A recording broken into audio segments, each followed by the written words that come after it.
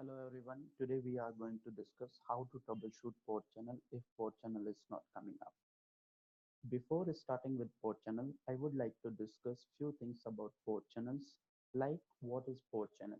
As we know that port channel is a technique which is used to combine multiple physical links into a single logical link between same pair of switches. The next question which we have is why port channel or how it is useful. Here we have two switches, switch 1 and switch 2, which is connected with four different links. We have noticed that all redundant links are in blocking state. Why so? To avoid the loop, and this is taken care by STP. Here, avoiding loop is good, but this way we are wasting the bandwidth. We are not utilizing the redundant link. So to overcome from this condition, we came up with a solution called port channel. Now you may have another question, what we achieved from port channel. Here in topology, you can see like we have switch 1, switch 2 connected in port channel. Now in this way, we increase the available bandwidth. How? Because STP is not running on physical port. It instead of it is running on port channel. And beauty of port channel is built-in redundancy. What does it mean? Like if one link goes down, traffic will be forwarded or will be taken care by the other available link. So for example, we have four link, one of them went down. In that case, other three will forward the traffic.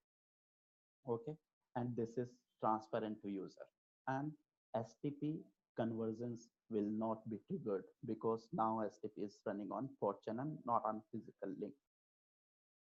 Remember, single flow cannot exceed the bandwidth of any physical member port, but aggregate of all flows can consume aggregate of port channel bandwidth. What that does it mean? So what does it mean is, for example, I am sending traffic from A to B. Traffic came to switch. Switch will do the local hash and will choose one link. Let's assume link 1. Means for that particular flow, throughput will be the link bandwidth, right? But let's assume another flow which is going from B to D, and switch has chosen link 2. Means two flow is using link 1 and link 2. Another flow might be 3, another flow might be 4. So basically what happening is aggregate of all flows can consume the aggregate of port channel bandwidth. But single flow bandwidth of any member physical link. Means if there is one flow only, then it will be 10 gig. If there are two flow and using different links, then it means 20 gig. If we have four flows, all four flows are using different links, means we are getting aggregate 40 gig bandwidth, right? Now, how many links can be bundled? Here we can see like we have bundled four, but you may have like question how many links can be bundled. It depends and vary depending on platform, but most of the time it will be either 8 or 16. Is port channel layer 2 or layer 3? This is actually configuration dependent. Means can be configured as a layer 2 as well as layer 3. Now, how to configure port channel? Like here we have two ways to configure port channel: static and dynamic. Static means on mode. Dynamic means we are using a protocol to negotiate port channel. Okay, what is the difference? In a static port channel, we are not using any protocol for negotiation and will not perform consistency or compatibility check between peers. Okay, and will form port channel unconditionally. Means whether remote end is configured or not, misconfigured, doesn't matter, port channel will come up. If we are using dynamic way to configure a port channel, means we are using some sort of protocol which is either LSCP or PLGP. They do consistency check, and if compatibility matches, then only port channel will be formed. If not, if an inconsistency is there, port channel will not be formed. Okay, and LSC, as we know already know, LSCP is an open standard and widely used. LSCP is Cisco proprietary and not much used these days. We have uh, uh, we have desirable and auto mode in PAGP. In LSCP, we have active and passive mode. Basically, desirable or active for LSCP means interface will actively ask other end to form a port channel, means sends PAGP or LSCP packet PDUs to negotiate with partner, and this is the recommended way to configure LSCP or PAGP.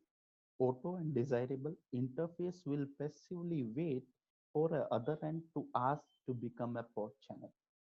So here you have to understand, if two switches are configured with auto means they will not form a port channel because both will wait. Same way for passive, they will not form a port channel.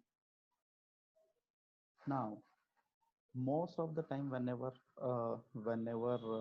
we have problem in port channel, either we will see suspended or IE state.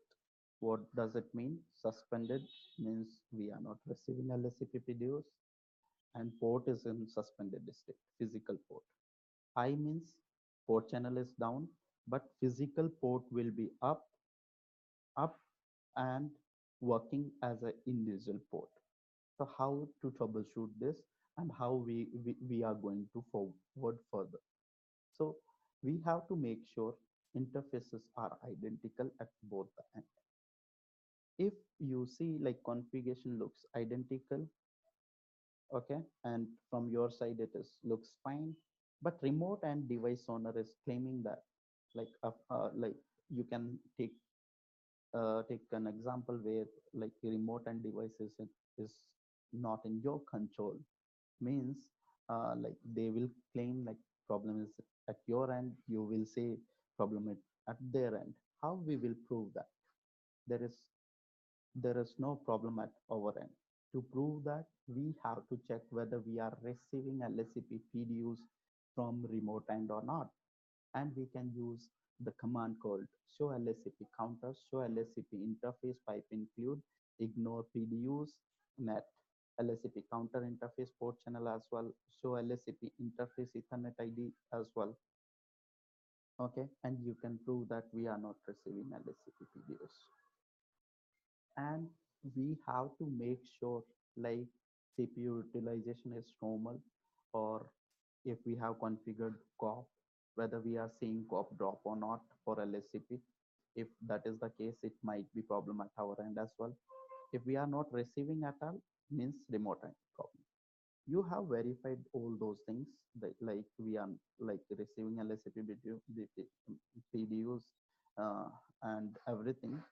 Still, if you have problem, then what you can do is remove the particular port, physical port from port channel, and make it as a layer 3 and do point to point ping test, which will, in this way what we will do is we are verifying layer 1 is fine, layer 2 is fine, layer 3 is fine, and then we can associate again with port channel.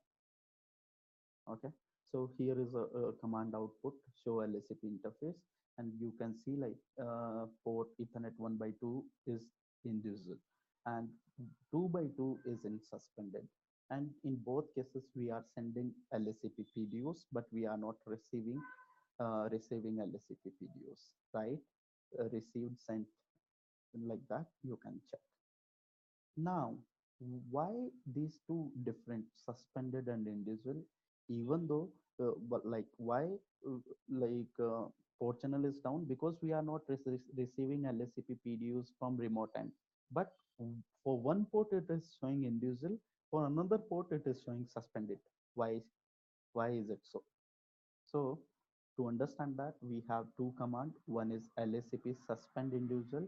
One is no LSCP suspend individual. What this command does is, if you have configured no LSCP suspend individual, means means don't suspend a physical port if we are not receiving LSCP PDUs. LSCP suspend individual means if we are not receiving LSCP PDUs, suspend it. Okay. Apart from these two commands, we have few other commands like LSCP max bundle. How, like it's again platform uh, dependent, but if you let's assume you just want 4 active link at a time, then you can give LSCP max bundle 4.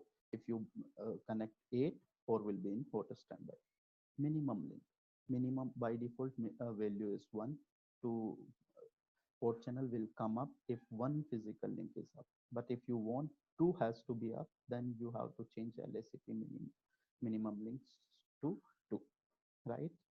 Now another question is like how LSCP identify miswiring. Okay, for that I have this article. Okay, we have few things like system ID, like port priority, okay, administrative key as a like LSCP parameters. Port priority, administrative key, and system ID. So how it will does that? For example, by mistake you are connected one leg to EVA AS02, one leg to EVA AS03. In that case, system ID will come in picture, and we can identify that there is a miswiring. For example, if like this misconfiguration or miswiring where you see some kind of this, in that case administrative key will come in picture, and and identify like we are receiving wrong LSCP videos with wrong administrative key. Okay, yeah, I was expecting X, but I am receiving Y key as a X, which is automatically assigned value.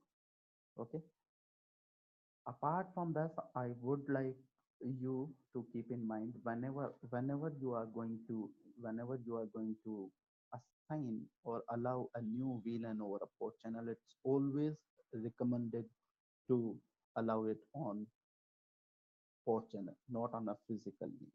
If you do so, for example, port channel was up and by mistake I have allowed on physical link at 30, what will happen? That particular port will go in suspended. So suspended here.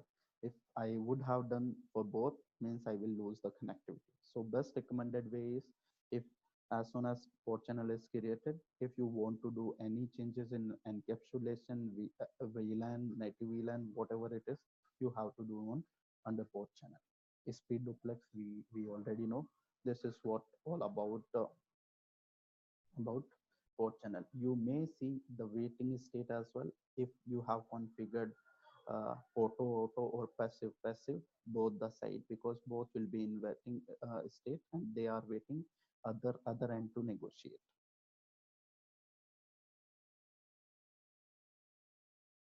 Okay, that's all. Thank you everyone.